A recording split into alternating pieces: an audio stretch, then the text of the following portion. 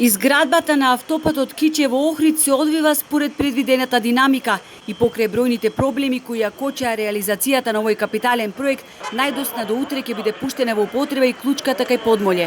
Со тоа ќе се подобри протокот на возила, а ќе се зголеми и безбедноста во сообраќајот. Пуштањето во употреба на клучката Подмолје, која спојува два града, но и две држави, Македонија и Албанија, беше еден од наследените проблеми од минатото и горлив проблем кој се реши, истакна министерот за транспорт и врски Николовски при денешниот увид на лице место. Во реализацијата на овој проект, ај претходната власт што не работеше ништо, туку и тоа малце што го работеа погрешно, па решија да ја срушат оваа клучка, без да бидат решени имотно-правните односи, без да биде решена експроприацијата, и клучката беше со години срушена без можност да наново биде изградена и да биде пуштена во функција. Со промената на владата и формирањето на новата влада предводена од ВМРО-ДПМН и премиерот Мицкоски, ова се реши, ги решивме имотно-правните односи, ги решивме сите други административни проблеми кои што ни стоја на патот и веќе од денеска е функционална.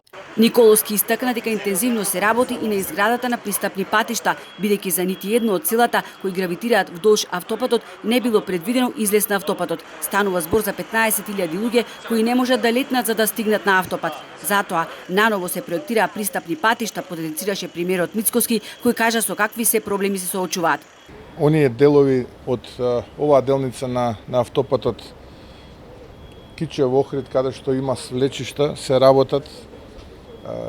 При тоа се работат и проекти за стабилизирање на земјиштето, бидејќи тоа е многу важно, за да може целата траса да биде пуштена и завршена. Покрај ова, паралелно се работат и 16 подпатници, поставување на еластична ограда, но најважно од се беше да се направи овој дел кај Подмолје. Ќе биде многу значено тоа да Подмолје се сврши со регионалниот пат.